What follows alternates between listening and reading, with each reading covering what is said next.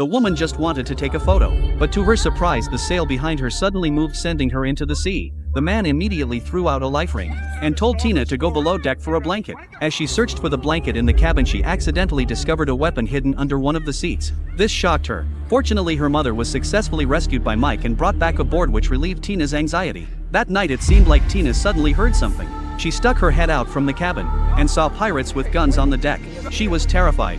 Quickly she grabbed a handgun from under a seat, preparing to fight back, but as she peeked out she saw her mother shot dead. Mike was also hit by a bullet. Panicking, she hid in a corner, barely avoiding the pirate search. After hearing the pirates leave the ship, she noticed the ship was on fire. The pirates must have set it ablaze to destroy the evidence. Tina rushed to put out the fire with a fire extinguisher. By morning the ship was badly burned and even the sail had been destroyed. In the vast ocean, Tina felt utterly hopeless. Just then she saw a rope sinking into the sea. She tried to pull it up and discovered that the other end was tied to Mike. She pulled him back onto the boat. Luckily Mike was still alive.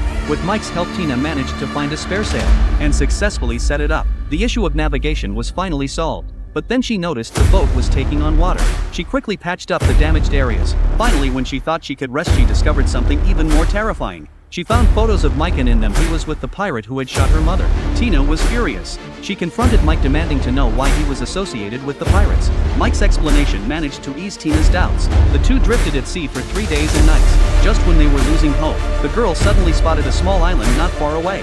They were overjoyed, hastily boarding a lifeboat to reach land. To their surprise, the island not only had a pleasant climate but also fresh water to quench their thirst. That night they made a fire to keep warm. Mike felt like Tina was now under his control and immediately revealed his true nature. He said he was going to teach Tina how to tie knots with rope and easily bound her up. Then he revealed his secret. He was also a pirate. After having an affair with the pirate leader's wife, he was being hunted by the crew. If he handed Tina over to the pirate leader, he could escape the danger. Tina was horrified. She quickly fought back and got hold of the gun in her bag. But when she fired, she realized there were no bullets. Mike prepared to subdue Tina, but she broke free from her restraints and ran into the jungle. By morning, Tina tried to leave the island alone in the lifeboat, but Mike spotted her. Tina quickly hid. Seizing the opportunity, she tried to escape again.